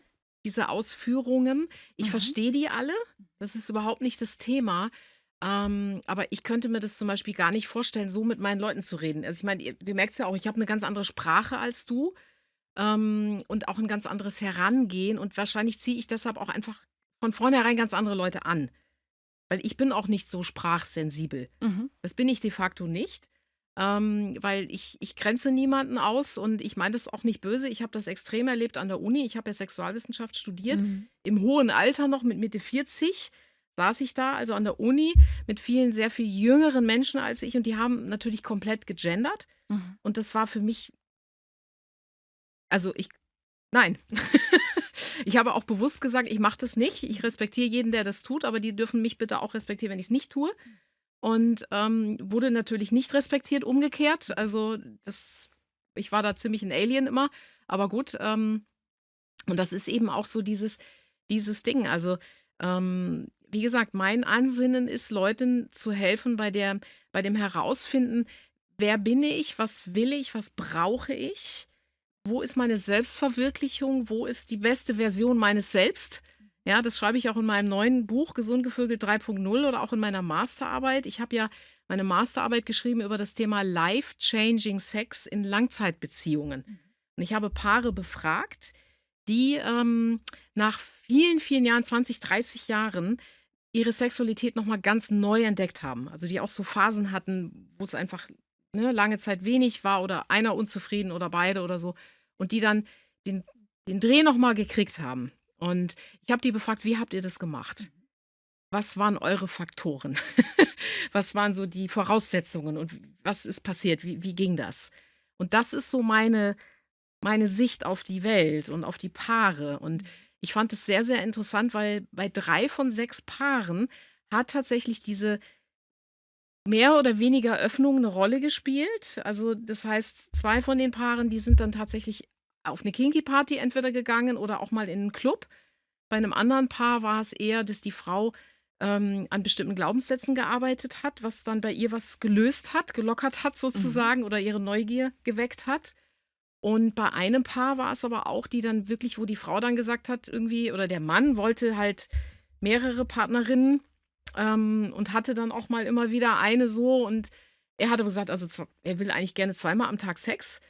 Und die Frau hat dann auch gesagt, das ist ihr eigentlich zu viel, so ungefähr.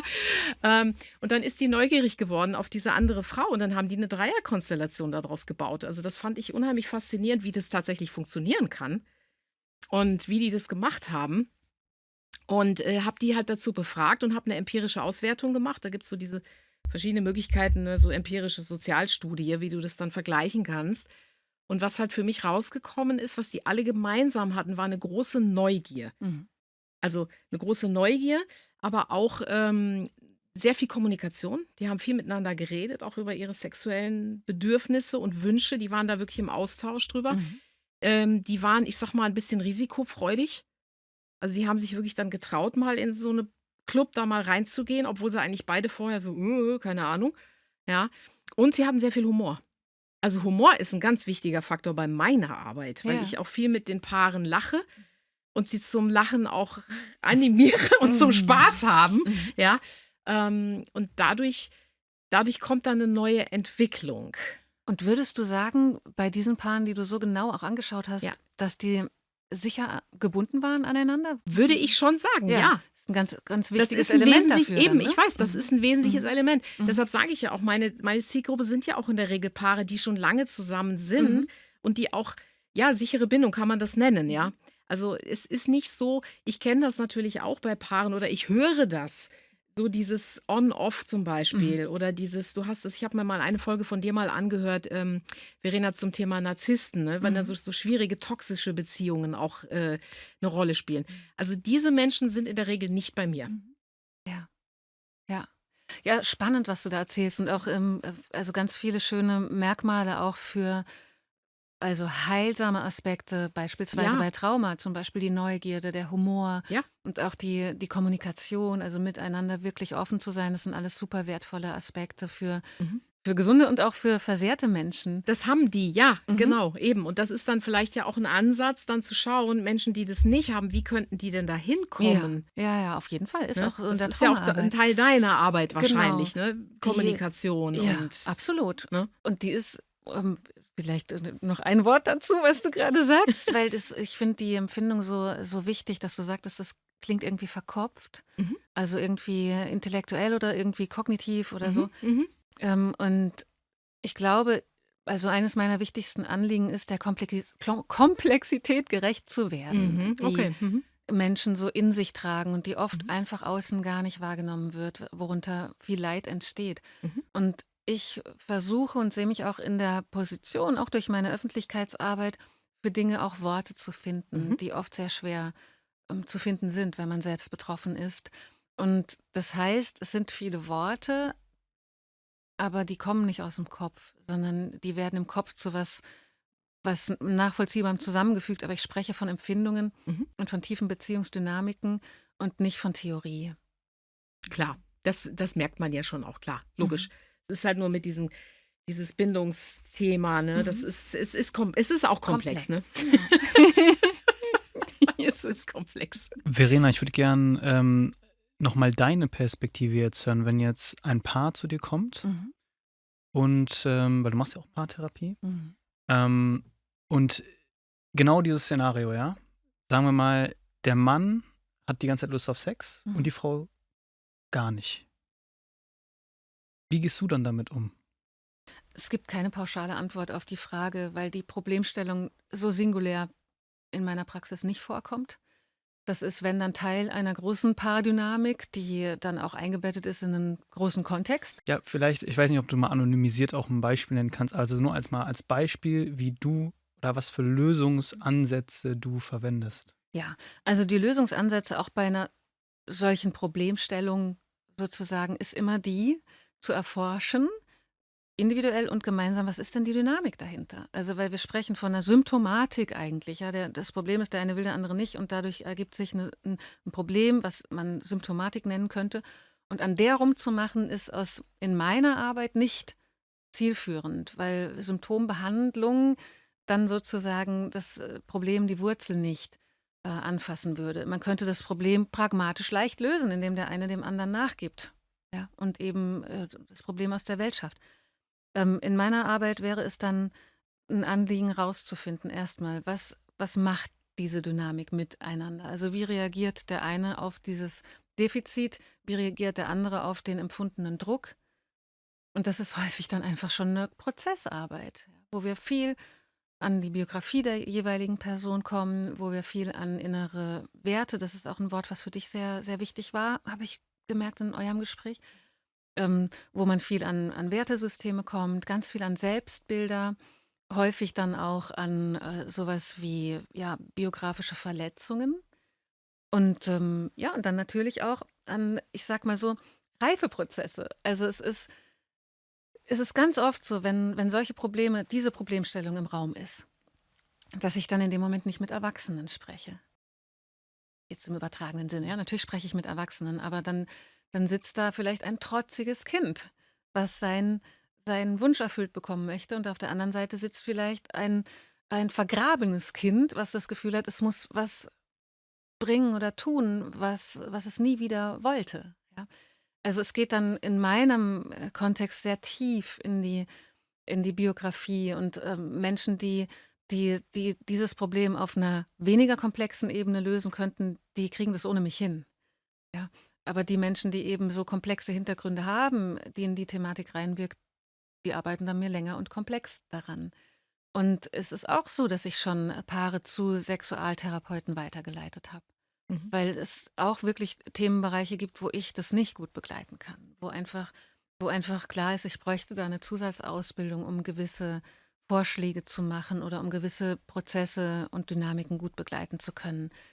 Das heißt, bei mir geht es um traumasensible Paartherapie und dementsprechend dann auch um eine traumasensible Betrachtung der Themen, die die Sexualität betreffen. Und das ist eben wichtig, um wirklich zu verstehen, was ich gerade ausgeführt habe, das ist nie singulär das Problem. Zu mir kommen Menschen auch, weil sie Trauma, ähm, wissentlich sozusagen, im Gepäck haben und das ist eben 'n anderer Kontext, wie Susanne ja schon häufig beschrieben hat. Also, es ist ein ganz anderer, Rahmen, der dafür dann gegeben wird und die Haltung in der Arbeit ist jedenfalls so, dass sie nicht lösungsorientiert ist. Es klingt jetzt erst mal schräg, sondern sie ist prozessorientiert. Weil die Lösung, die auf der Hand liegen würde für ein Problem, was sich so einfach darstellen lässt, ist oft überhaupt nicht die Lösung für beide Partner. Und deswegen ist die Arbeit prozessorientiert, sodass man unterwegs im Prozess Wege finden kann, um aus der Problemstellung einen Entwicklungsprozess zu gestalten. Und es kann sein, dass es nicht gelingt. Also, das muss man ja auch einfach mal hinzufügen. Ich weiß nicht, wie die Erfolgsquote ist in 'ner Sexualberatung. Ich weiß gar nicht, wie genau ist die Bezeichnung für das, was du Es anbietest? gibt da eigentlich keine, also ich würde es am ehesten Sexualcoaching nennen, Sexualcoaching, ja. Mhm. tatsächlich, oder Beratung. Also Mhm. ich könnte es theoretisch, weiß ich gar nicht, ob ich Sexualtherapie nennen kann, weil es gibt verschiedene Sexualtherapien. Ja. Also ich arbeite da mit verschiedenen Methoden, die unter Sexualtherapie laufen, aber ich würde mich nie Therapeutin nennen, Ja, weil ich geht ja bin auch keine Therapeutin. zulassungsmäßig nicht, Eben, nee, genau. es würde auch vom Selbstverständnis. Ich bin keine Therapeutin. Ja, Also genau. ich bin eher ein Coach tatsächlich. Ja, und es kann sein, dass zum Beispiel die Problemlösungsquote in einem Coaching höher ist als in einer tiefen, traumasensiblen Paartherapie, weil es nicht zu einer Lösung kommen kann, sondern es geht immer um Entwicklungsprozesse und darüber können sich Symptome verändern. Ich habe das ja gerade Problem mit dem Wort Lösung synonym gesetzt. Und das ist eben etwas, wo auch Erfolg anders messbar ist als bei einer klassischen Problemlösungsstellung. Und du hast ja schon einige solche Prozesse begleitet. Hast du da so Muster gesehen, wo oft eine Blockade steckt? Eine Blockade im Sinne von, wenn es wieder um das Thema der eine will, der andere nicht Richtig, geht? also wenn es um diese, also ich sehe halt, bei mir ist gerade im Kopf so ein Bild von, das fließt halt nicht in eine Richtung, sondern es geht halt so irgendwie in verschiedene Richtungen und irgendwie wollen ja beide dran arbeiten, sonst wären sie ja nicht bei dir, aber irgendwie finden sie nicht zueinander. Ja, ich versuche das ein bisschen zu verallgemeinern, weil es eben so super individuell ist, aber du fragst ja nach Mustern. Und ich glaube, ein Muster, und das kennst du vielleicht auch aus deiner Praxis, ist manchmal so, dass Sexualität beziehungsweise der sexuelle Vollzug, ja, also die Befriedigung eines sexuellen Bedürfnisses für verschiedene Menschen in dieser Beziehung an ganz andere Dinge gekoppelt ist. Also, dass das sehr unterschiedlich ist, dass eben für den einen zum Beispiel Sexualität, sexuelle Befriedigung eher so was ist wie ein Spannungsabbau, etwas, was einfach so zum Wohlgefühl dazugehört, und deswegen auch mal mechanisch sein darf oder funktionell sein kann.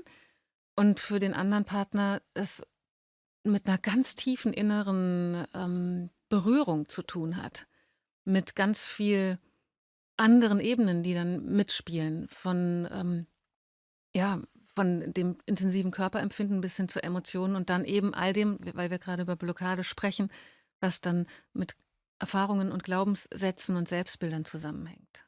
Schamgefühlen oder was auch immer. Also oft, wenn es zu der Problemstellung kommt oder die Muster, die für mich sich rauskristallisieren, sind, dass Sexualität für dann mindestens einen der beiden einfach belastet ist. Nicht unbelastet, nicht frei und unbedarft und unbefangen, sondern belastet mit Erfahrungen oder mit einem Mangel an Entwicklungsmöglichkeiten. Bisher war es einfach nicht möglich, aufgrund von Traumatisierung beispielsweise. Und deswegen ist es eher nicht so leicht zu vereinfachen. Also ich hätte auch noch 2 Beispiele vielleicht Genau, oder mir ist so. auch eingefallen, dass du ja auch von einer ähnlichen Dynamik gesprochen hast mit dem responsiven Typ und kann ich mich erinnern aus unserer letzten Ja, Podcast-Folge, genau, richtig? richtig, ja, genau. Soll ich das noch mal kurz Bitte, erläutern, bitte, ja? ja. Ja. Also, weil Also, ich nee, das, was du eigentlich sagen wolltest, ja, wollte der nee, nicht also dazu. mache ich Ja. total gerne, weil das ist ja vielleicht auch noch mal sinnvoll jetzt. Und ich würde auch vielleicht noch mal 2 konkretere etwas, ne, weil du hast jetzt auch ein bisschen konkreter mal erzählt, würde ich vielleicht auch noch Geh mal gerne auf die machen. Beispiele ein, ja. Also, ich habe jetzt gerade ein Paar vor Augen, die zu mir gekommen sind, weil die Frau mehr wollte als der Mann. Kann man ja auch mal als Beispiel mal nehmen, ja.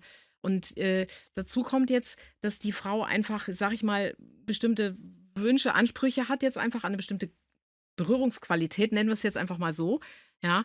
Und der Mann, also das habe ich aber auch erst irgendwann im Laufe der Zeit rausgefunden, weil du hast eben über Biografie gesprochen. Also was ich mit Leuten mache, ist eine sexuelle Biografie, dass man einfach mal schaut, so, wie waren so deine Erfahrungen früher, welche Partner hast du gehabt, was hast du schon erlebt, so in diese Richtung.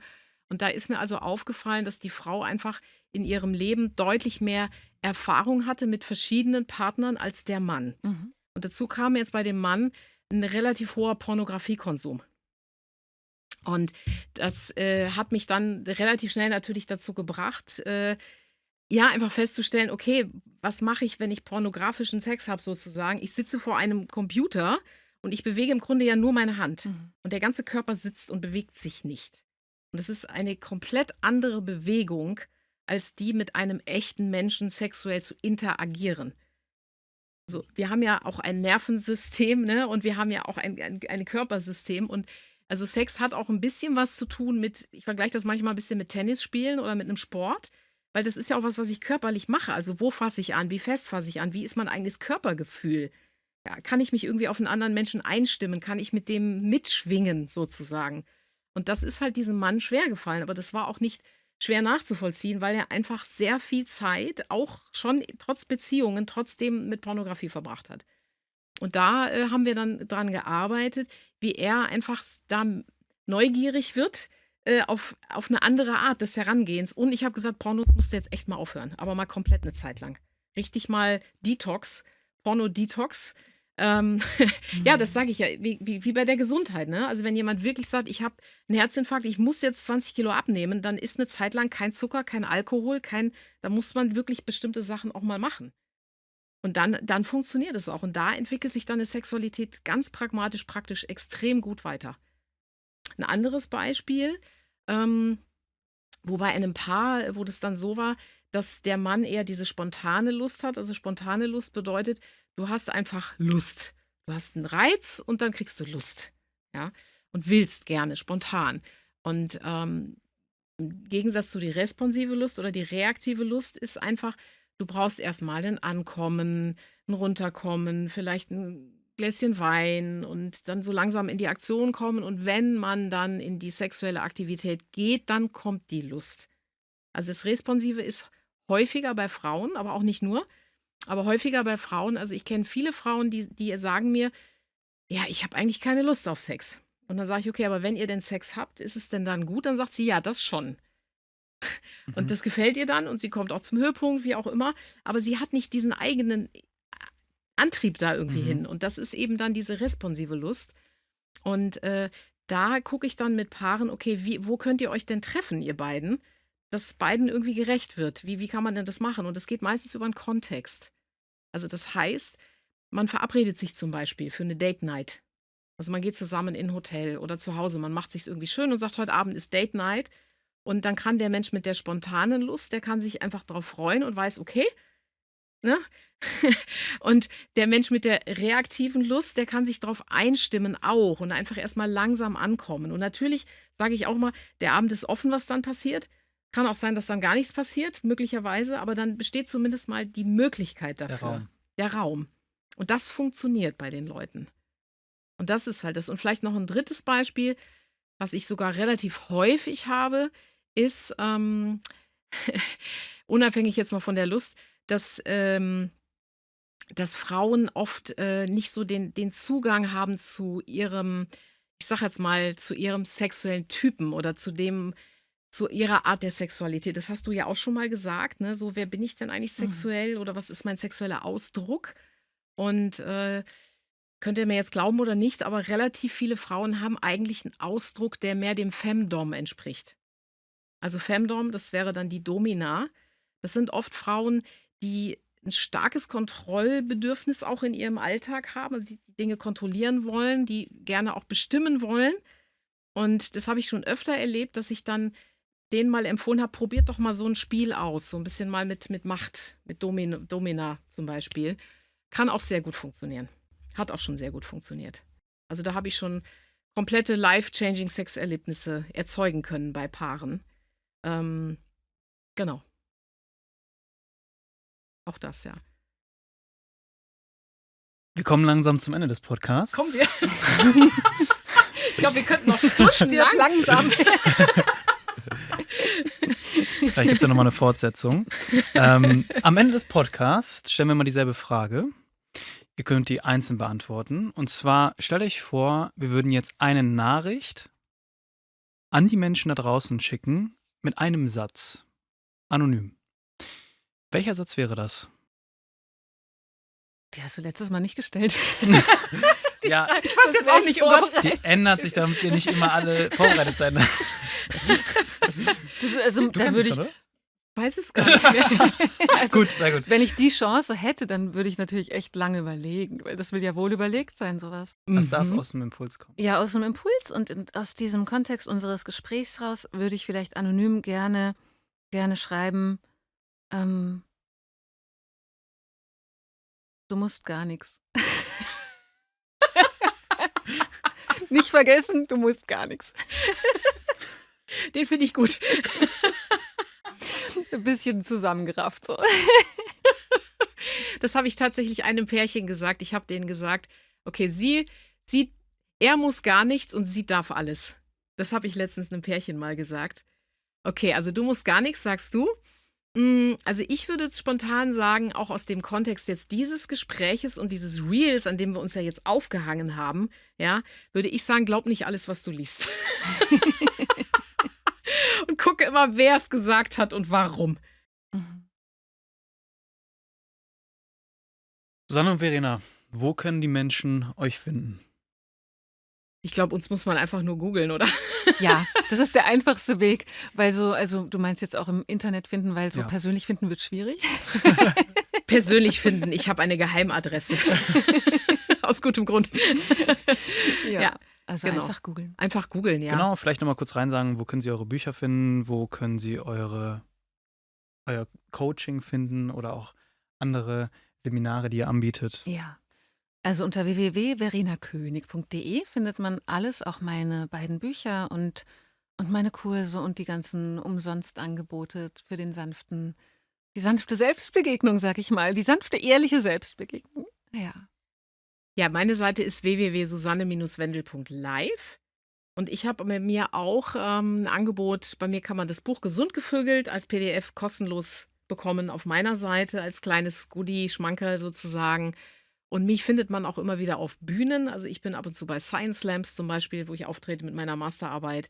Oder ich trete auch durchaus schon mal bei allen möglichen öffentlichen Veranstaltungen auf, aber auch in Firmen und so. Also ich bin da ganz gerne auch auf der Bühne unterwegs. Und für mein Coaching, ich habe nicht mehr so viele Slots tatsächlich. Jetzt durch deinen Podcast habe ich viel angeschrieben. Oh Gott, oh Gott, oh Gott. Aber ich habe auf meiner Seite auch eine Buchungsmöglichkeit für einen kostenlosen Kennenlern-Call. Also ich mache immer erstmal einen kostenlosen Call, tatsächlich, um die Leute kennenzulernen, dass die mich kennenlernen, dass wir gucken, passt das zusammen. Das halte ich für sehr wichtig. Verena und Susanne, vielen lieben Dank, dass ihr heute euch die Zeit genommen habt. Also wirklich danke, dass ihr euch auch darauf eingelassen habt. Das war jetzt ja auch eine relativ spontane Aktion, weiß ich wirklich zu schätzen, weil ja, wie gesagt, auch ein bisschen aus anderen Lagern kommt. Aber ich fand es schön, dass wir jetzt heute auch nochmal so diesen Konsens gefunden haben. Also vielen lieben Dank für eure Zeit und eure Energie. Ja, danke für die Einladung, Leon. Ich danke Und für den dir auch Raum und hier, ich für danke des dir auch. Austausches. Ja, danke für den guten Raum. Mhm. Gerne.